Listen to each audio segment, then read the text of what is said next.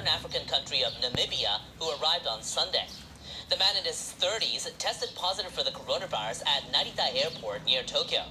He's been quarantined at a designated facility since his sample was sent for genome analysis. In this particular case, all 70 people who are on board the plane with the infected person will be considered as having had close contact with him.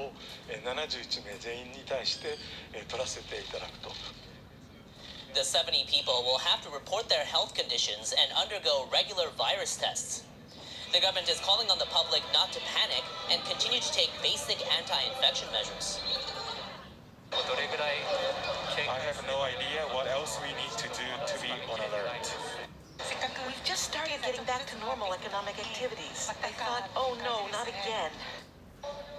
Japan's ban on new foreign arrivals took effect on Tuesday. The measure will last for at least a month. This hospital in Tokyo is preparing to accept patients infected with the Omicron variant if needed. The air pressure of this room can be lowered to prevent the virus from escaping. The hospital plans to make isolation zones for patients with the new variant. Similar zoning was put in place when the Delta variant was spreading in the summer. The number of new coronavirus cases in Japan remains low. Authorities across the nation confirmed 132 infections on Tuesday. 21 of them were here in Tokyo. The daily tally in the capital has been below 30 for the past 19 days. Hundreds of thousands of foreign nationals moved to Japan to learn technical skills and gain experience. Most come from Vietnam. Many have been left stranded. Vietnamese accounted for more than half of all foreign trainees last year when Japan first announced travel restrictions. After Japan eased them in early November, some began preparing again to leave for Japan. But following the decision on Monday to reintroduce a travel ban, a company that dispatches many such would-be trainees told them about the change by video call. A 20-year-old student expressed his disappointment. I don't feel angry, but I am sad. Now my family says they don't want me to go anymore because I've waited for more than a year. A representative of the company said he was shocked and surprised because his company and the trainees had been making preparations. We hope that the Japanese government will ensure the safety of trainees and ensure the rights of trainees and students. Southeast Asian countries are taking stricter measures even though the Omicron variant has not been reported in the region. Singapore's health minister says his country will enhance its testing protocols for all airline arrivals and border workers starting on Thursday and defer the entry of vaccinated foreigners from more countries. As for Omicron measures, the healthcare protocols will be a lot stricter and quite similar to the initial protocols we implemented when we first encountered COVID-19. The health ministry says 2 travelers who tested positive for the variant in Australia had transited through Changi Airport in Singapore. But the 2 were negative prior to their departure from South Africa. It said most of the travelers from South Africa had remained in the airport transit area and did not enter the country. Doctors, nurses, and other healthcare professionals in Japan will soon line up for booster shots. They'll be the first to get them starting within the next day. The health ministry says 1.04 million healthcare workers are eligible for a booster shot in December. It says an estimated 610,000 people aged 65 or older, as well as 2 million healthcare personnel, will be eligible for a 3rd dose in January. Some municipalities are planning to start giving 3rd shots to people aged 64 or younger in January at the earliest. People receive 3rd jabs in groups at venues set up by municipalities or individually at medical institutions. The Pfizer vaccine will be used for booster shots. Vaccinations at workplaces and universities will begin in March, and applications will start on December 13th.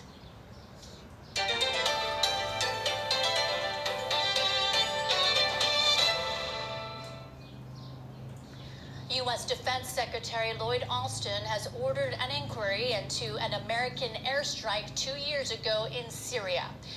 Reports suggest commanders knew the assault had killed 80 civilians and that they tried to cover it up.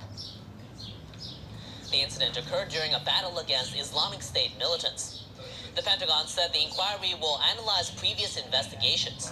There'll also be assessments of the civilian casualties, compliance with the law of war, and reporting procedures. An article in the New York Times on November 13th alleged the U.S. military made moves to conceal the strikes, which were carried out by fighter jets. It said the military acknowledged the strikes killed 80 people. In September, the U.S. military admitted a drone strike which killed 10 civilians in the Afghan capital Kabul was a tragic mistake after reports emerged from multiple media outlets. Those who lead the Pentagon have reassessed the military's footprint across the globe. They say their priority lies in the Indo-Pacific. The Global Posture Review directs additional cooperation with allies and partners across the region to advance initiatives that contribute to regional stability and deter potential military aggression from China and threats from North Korea. The administration of President Joe Biden carried out the review in response to growing concerns about China's military buildup. The initiatives include seeking greater regional access for military partnership activities, enhancing infrastructure in Guam and Australia, as well as prioritizing military construction across the Pacific Islands. New rotational aircraft deployments and logistics cooperation with Australia are also part of the plan. The defense official said more initiatives are forthcoming in the region, but require additional discussions among allies. Officials in Beijing swiftly responded to the U.S. move. China is firmly opposed to the U.S. attempts to make the China threat theory an excuse for its expansion of military spending, military power, and maintenance of military hegemony. The spokesperson said the U.S. announcement exposes its real intention to militarize the region and contain China.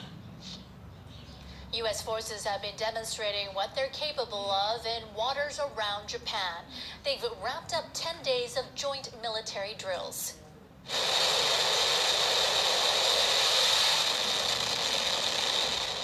F-35C stealth fighter jets conducted takeoff and landing exercises. German naval vessels joined Australian, Canadian, and Japanese forces for the first time in a regular drill. We will further strengthen our cooperation to address the increasing threats to maritime security, such as unilateral attempts to change the status quo by force. We will contribute to Japan's defense and the peace and stability of the Indo-Pacific region. The U.S. 7th Fleet commander said the joint exercises are meant to demonstrate their capabilities to nations that have been carrying out shows of strength. Some residents of northeastern Japan have spent years away from the things that were once familiar. The nuclear accident in 2011 forced them to flee their homes. Now, they're preparing to return. More than 10 years have passed since the triple meltdown at the Fukushima Daiichi nuclear plant, but some evacuation orders are still in place. The government aims to lift them for some areas next spring, and in preparation, it's allowing evacuees to spend the night in their home for the first time. I'm very happy because I never expected this day would come. I was just allowed back home temporarily. I was really dreaming about spending the night here. It won't be like how things were before, but I want to keep living with everyone's help and do whatever I can.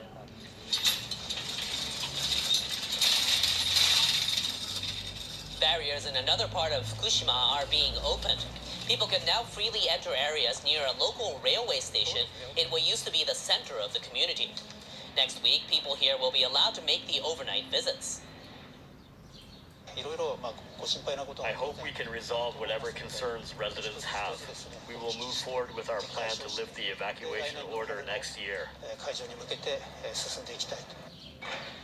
Residents have been waiting many years for this news, but they realize getting their lives back to normal will still take more time.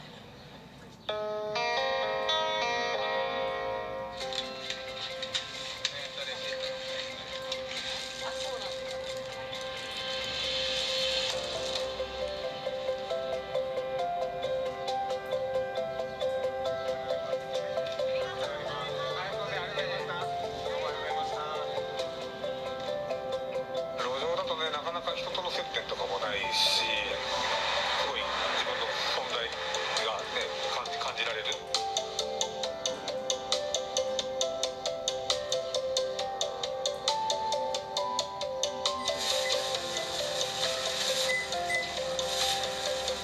結局残るものをお分けするから、うちらとしては助かる。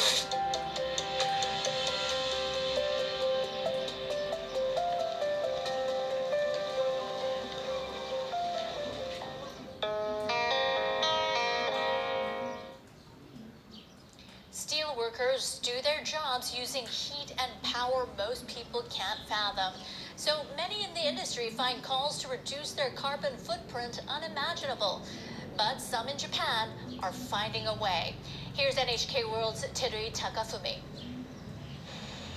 Japan's largest manufacturer, Nippon Steel, is exploring a brand new way to make a cleaner product.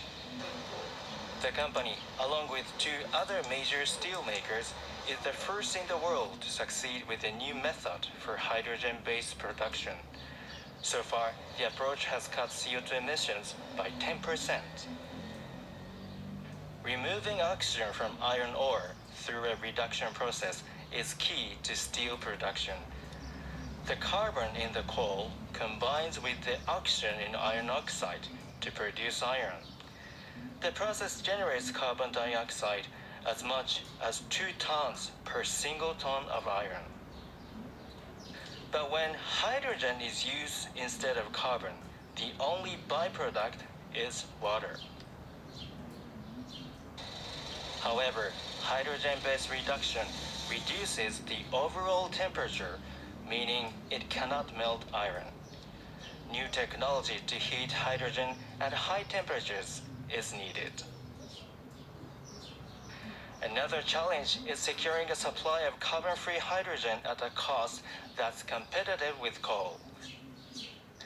Hydrogen needs to drop to around 10% or less of the current price. If the steel industry is unable to achieve carbon neutrality, it'll be impossible for the world to do so. I believe it's extremely important to develop and produce zero-carbon steel to support Japanese industry as a whole. Japan's second-largest producer, JFE Steel, is looking at a way to recycle carbon. The process collects the carbon dioxide released by a blast furnace and adds hydrogen to generate methane. The methane is then returned to the blast furnace to be used in the reduction process. The goal is for any remaining carbon dioxide to be used in chemical products such as plastics. Methane, a major constituent of natural gas, has a high potential as an energy carrier. The method is currently being explored by various groups, including a national institute, but the technology is still a work in progress. The method has an advantage in that it doesn't require heating hydrogen, unlike hydrogen-based reduction. Okochi also points out that breakthroughs are needed to maintain operations as the amount of gas emitted fluctuates and to adapt the method on a larger scale. Looking ahead, steel producers say they'll need to invest tens of billions of dollars if projects like these are to succeed. One expert says it's an investment that's inevitable. If a carbon tax is introduced to make it cost, for example, $90 per ton of CO2 emission, steelmakers will lose almost all their profits and will not be able to stay in business. But if a technology to produce steel without emitting greenhouse gases is successful, then that company can lead the world. Japan's steel industry has a long history of driving the nation's economy. Now it needs to modernize and look to the future. Terui Takafumi, NHK World. People in different parts of the western U.S. are facing a range of weather hazards, flash flooding, high winds, and the risk of fires. Let's find out what's to come over the next few days on our world weather forecast.